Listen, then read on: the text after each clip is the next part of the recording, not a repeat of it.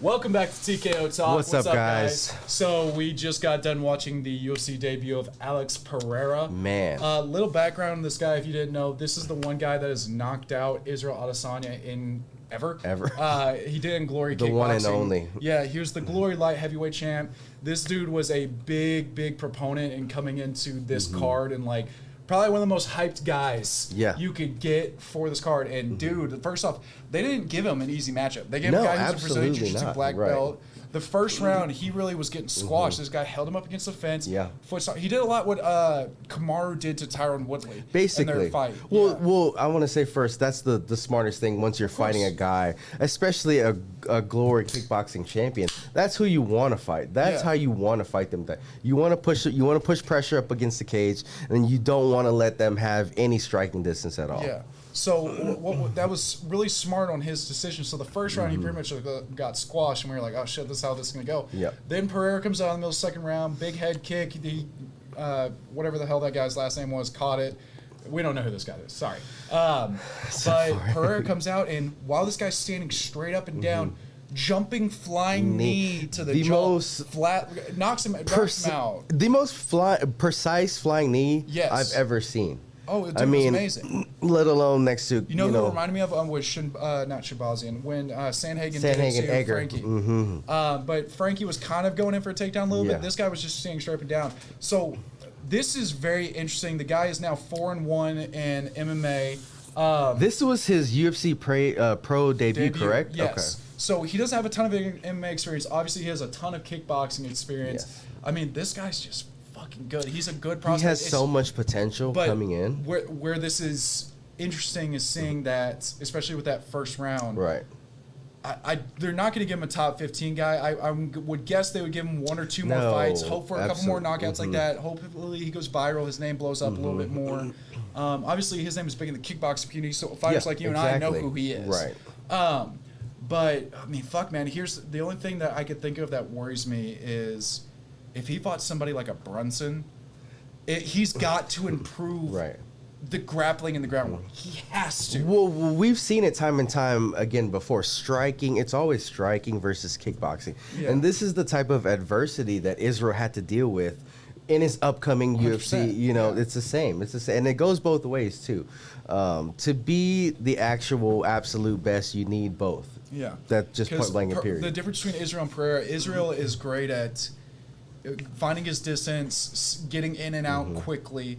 But Pereira is really, I mean, through all the kickboxing fights I've watched with him, he's very, I'm going to be in your face the entire time. Pressure. And pressure the shit out of you. So that's where I think the main difference is that Israel's learned to adapt very well, but also Izzy's been doing MMA for so long that his ground game is great.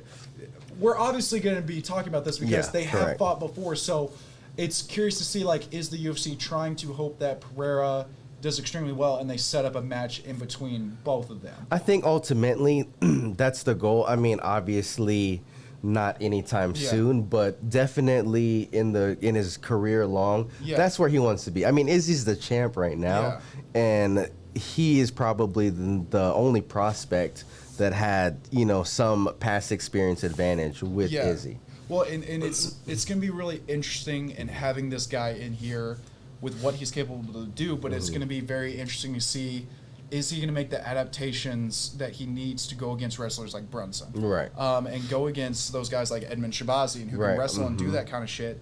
But it's, man, I mean... So coming out the gate of the first fight, his opponent, we both don't know this guy's name, but Megalatus or something.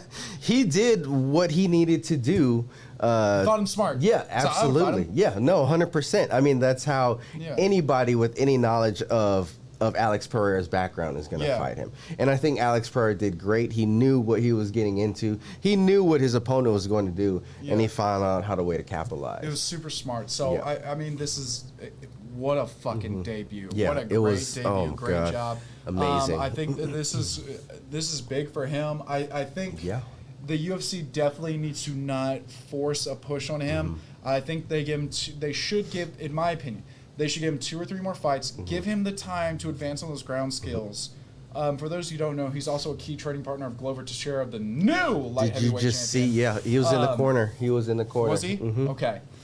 So Glover is obviously excellent on the ground. So it's good to have someone like Glover who's bigger, stronger than him, right, and extremely good on the ground that is helping this guy out. Exactly. But you can definitely tell there's an issue with the grappling aspect of it. Oh, 100%. So how he is going to, if the UFC tries to push him not crazy hard, but decently hard, to give him 2 or 3 fights outside the top 15, then move him into the top 15, how he is going to overcome that grappling, or how he is going to develop with that, that's what's going to be interesting, and I'm really curious to see. But, dude, I'm excited to have this guy. I'm excited, and tonight his stock just went up. 100%. I mean, and to have a finish like that for your debut, oh my with a flying God, knee, dude. I mean, people are tweeting about it. That's gonna be on top. That'll go viral. I'm curious to see what his follower increases. Yeah, no, 100%. Same here. It'll be pretty high. I know, but it'll definitely but be. It won't be as high as like Paddy Pimblett or Sean O'Malley, because he's got to learn English. He's got to be able to talk a little bit of shit. But well, here's the thing. We were just talking about this right before we started the podcast.